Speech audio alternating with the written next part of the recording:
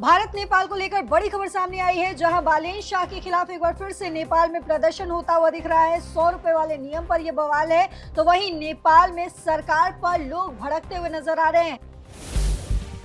तो नेपाल में बालेन शाह के नेतृत्व वाली सरकार के कमान संभालने के बाद से ही भारत और नेपाल दोनों देशों के रिश्ते में कड़वाहट आने लगी है, जहां बालेन शाह की सरकार ने एक नियम सख्ती से लागू करना शुरू कर दिया है, जिसके तहत नेपाल के लोगों को भारत से खरीदे जाने वाले 100 नेपाली रुपए यानी कि 63 भारतीय रुपए से अधिक के सामान पर 80% तक कस्टम ड्यूटी चुकानी पड़ेगी। और इतना ही नहीं, आपको बता दें कि ये नियम नेपाली लोगों के लिए गले की फांस बन चुकी है। ऐसा नहीं है कि ये नियम कोई नया है, सामानों पर कस्टम ड्यूटी चुकाने का नियम नेपाल में काफी पुराना है, लेकिन फर्क सिर्फ इतना है कि बालेन शाह के सरकार में आने के बाद से इसे काफी सख्ती से लागू किया जा रहा है। इस एक नियम की वजह से धारचूला से लेकर दार्जिलिंग तक के सीमावर्ती बाजारों में नेपाली लोगों की आवाजाही कम हो चुकी है। सिर्फ नेपाल के लोगों को ही नहीं, बल्कि भारतीय व्यापारियों को भी इस एक नियम की वजह से काफी नुकसान उठाना पड़ रहा है। इस सख्ती के विरोध में नेपाल में जगह जगह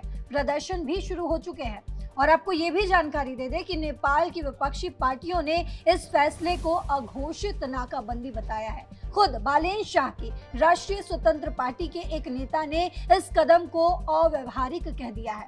नेपाली कांग्रेस ने इस कदम को तत्काल वापस लेने की मांग की है और इसे जन विरोधी और असंवेदनशील भी करार दिया है। पार्टी का कहना है कि इससे बॉर्डर इलाकों में रहने वाले कम आय वाले परिवारों पर बुरा असर पड़ेगा और दशकों से नेपाल के लोग किराए के सामान, दवाओं, कपड़े, बर्तन, मोबाइल, एसेसरीज और शादी ब्याह के सामान खरीदने के लिए भारत आते रहे हैं। इससे फायदा भारतीय दुकानदारों, कुली, रिक्शा चालक और ट्रांसपोर्टर को भी होता रहा है। लेकिन अब इन सामानों पर 5% से लेकर 80% तक कस्टम ड्यूटी चुकानी पड़ रही है, जिससे आवाजाही कम हो चुकी है।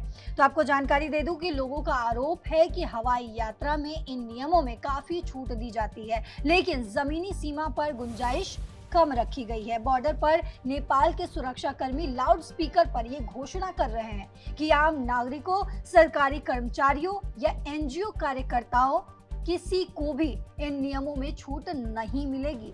बालेन शाह की सरकार का तर्क है कि ये सख्ती राजस्व की चोरी और अवैध आयात पर अंकुश लगाने की एक कोशिश है। वहीं उत्तराखंड के धारचूला और टनकपुर, उत्तर प्रदेश में सोनौली, बेलहिया, रूपईडीहा, नेपालगंज और बढ़नी, कृष्णानगर, वही बिहार में जोगबनी और रक्सौल, ये वो इलाके हैं जहां नेपाल के व्यापारियों का जमावड़ा दिखता था। जो ग्राहक पहले महीने भर का राशन एक साथ खरीदते थे, अब वे अपनी खरीदारी को कई हिस्सों में बांट लेते हैं।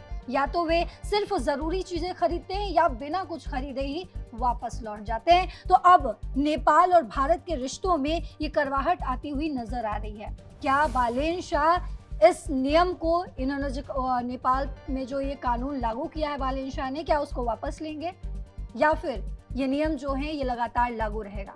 आपको क्या लगता है? आपको जो भी लगता हो कमेंट बॉक्स में अपनी राय जरूर लिखते जाइएगा। साथ ही देश और दुनिया की बाकी खबरों के लिए देखते रहिए दैनिक जागरण। नमस्कार।